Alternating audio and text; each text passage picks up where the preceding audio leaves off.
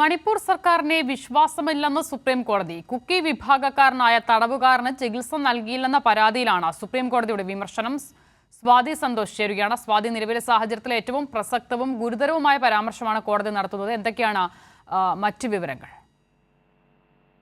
അസിത, ഈ കുക്കി നെയ്ബൽ സംഘർഷം തുടരുന്നതിനിടെയാണ് ഇത്തരത്തിൽ കുക്കി വിഭാഗത്തിൽപ്പെട്ട വിചാരണ തടവുകാരനായ ഒരാൾക്ക് ഈ ചികിത്സ നിഷേധിച്ചതിനെ തുടർന്ന് മണിപ്പൂർ സർക്കാരിന് സുപ്രീം കോടതിയുടെ രൂക്ഷ വിമർശനം ഉണ്ടായിട്ടുള്ളത്.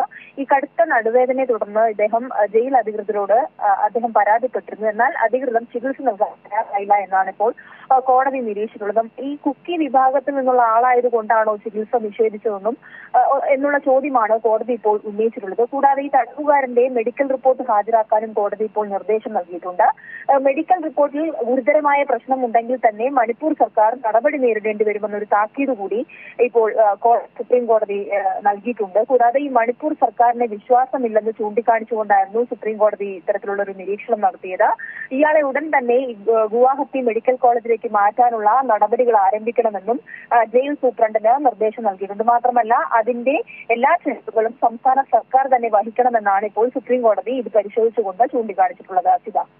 സ്വാതി സന്തോഷ് വിവരങ്ങൾ നൽകിയത്.